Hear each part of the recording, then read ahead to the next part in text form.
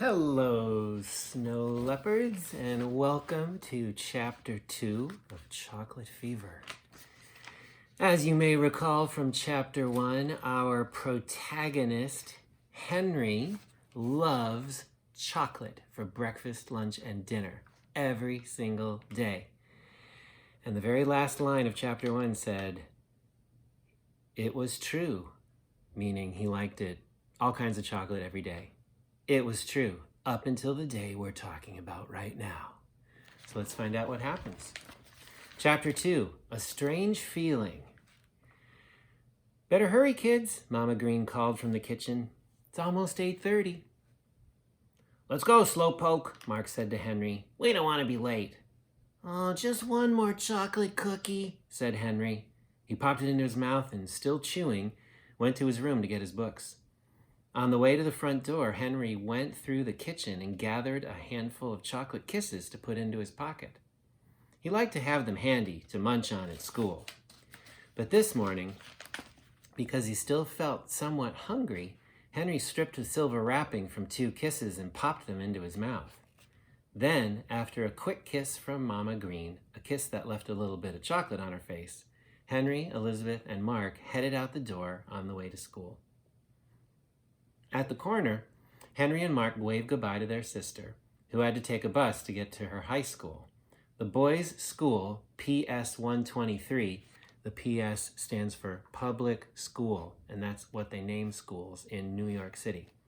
The boys' school, PS 123, was just another block away. At the next corner, Mrs. McIntosh, the crossing guard, waved them across the street. "The light is always green for the greens," she said. It was her own little joke. And she said it just about every morning. This morning, only Mark, who was extremely polite, smiled. Henry just didn't feel like smiling. In fact, he was beginning to feel a little strange.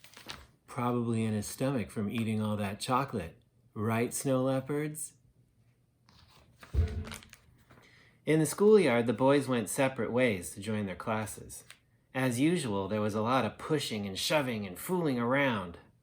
But Henry, who was always very good at things like knocking hats off of boys' heads and making goofy faces at everybody, was quiet. He didn't even say hi when Michael Burke, his best friend in the whole world, came along. "Well, what's the matter with you?" asked Michael, grinning.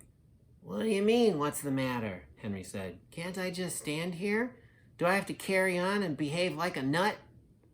Okay, said Michael. "You don't have to bite my head off. It's just that you're kind of different today. Not like you at all." Just then the bell rang, and all the children began marching into the school building. "I feel funny today," Henry said to Michael. "I have the feeling something's going to happen, and I don't know what." That exact feeling, that something was going to happen, stayed with Henry all morning. He felt strange in his homeroom, strange when he went to gym class, and in Miss Kimmelfarber's math class, he felt strange all over. Henry couldn't concentrate on what Mrs. Kimmelfarber was saying. He just sort of sat there and stared. Without thinking about it, he was looking at his arm and the back of his hand. And then he noticed something. There were little brown freckles all over his skin. Now, this would not have been such a startling discovery except for one thing. Those little brown freckles were not there when he woke up this morning.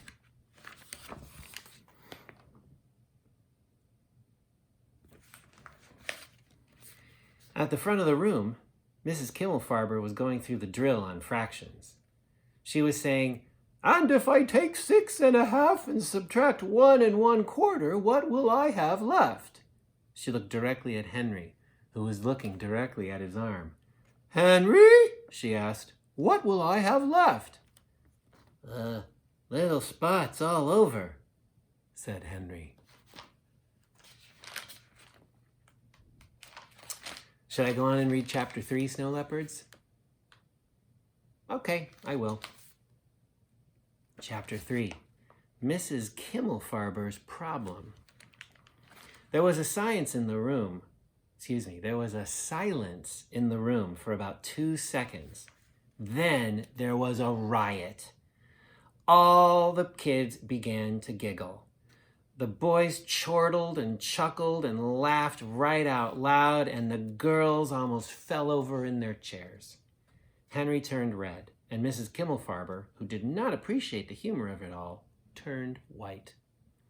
She rapped her ruler against the desk and shouted for silence. "Henry Green," she said, "what is the meaning—" "Little brown spots all over," said Henry. "I was looking at my arm, and I have these little brown spots all over." "I heard you quite clearly," interrupted Mrs. Kimmelfarber. "But you see, Mrs. Kimmelfarber, I didn't have them all my life. I didn't even have them this morning. But now I know," Mrs. Kimmelfarber sighed. "Now you have them all over. I'd better have a look at them."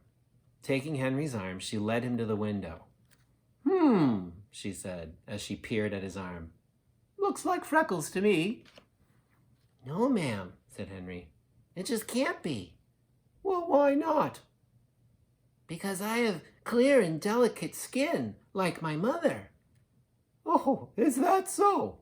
Mrs. Kimmelfarber said. "And who told you that, pray tell?" My mother." "Ah," said Mrs. Kimmelfarber. "Exactly. Now you're sure you didn't observe this phenomenon before this morning?" "If it means I didn't see them," said Henry, "then no, I didn't." "Well then," she said, "you, Henry Green, stand right where you are.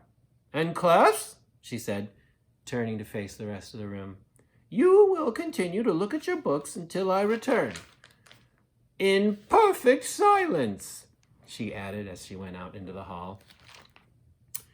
Snow leopards. I've had to do that a couple times during the school year where I've had to go do something and leave the class asking for total silence. Did that happen? Yeah, I didn't think so. But let's see what happens with Mrs. Kimmelfarber's class. Henry stood, as he was told, while the class looked at him. Mrs. Kimmelfarber walked the few steps down the hall to Mr. Pangalow's room. She looked through the doorway and waited until Mr. Pangaloss glanced in her direction. Catching his eye, she waved him out into the hallway. "Listen, Phil," she began earnestly. "I want you to take a look at this kid." "Oh, for heaven's sake, Dolores," said Mrs. Pangaloss. "I'm right in the middle of Americus Vespucci." "Who has little brown spots over his arms?" "Little brown spots? You got me out here for little brown spots?" "Well, I thought maybe measles. You know, they're highly contagious." "Oh, no," said Mr. Pangaloss. "Chicken pox, perhaps." Said Mr. Pangaloss. "I'd better take a look." The two of them turned Henry to the light near the window, right in the corner where the potted plants were growing on the window ledge.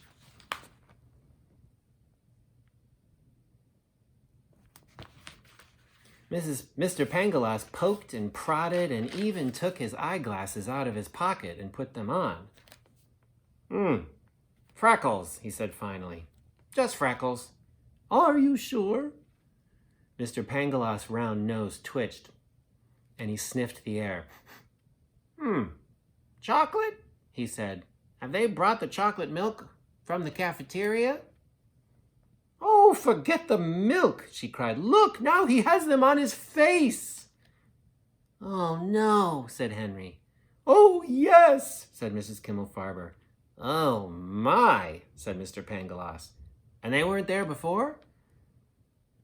"No, 2 minutes ago that boy's face was as clear as day, and now—" Henry felt as if his heart was about to drop into his shoes. He swallowed hard and stared at the two teachers who were staring at his face. Snow leopards, can you infer how Henry is feeling right now? The author didn't tell us how he was feeling, but the author wrote that his heart was about to drop into his shoes and he swallowed hard. How's he feeling? Okay. Could be feeling that. Maybe. I agree. Little brown spots all over, said Mrs. Kimmelfarber. And I see more of them coming out even as we speak. A tear, just one, welled up in Henry's right eye and began to trickle down his cheek, running slowly in and out of the little brown spots. Now, can you infer how Henry's feeling now? That's right. He's very happy, isn't he? Oh, I suppose sad. Yeah, you're right. Next time, Snow Leopards, it'll be chapter 4. Pop! Oh my gosh, I can't wait to hear what happens. Have a great evening, and I will see you tomorrow.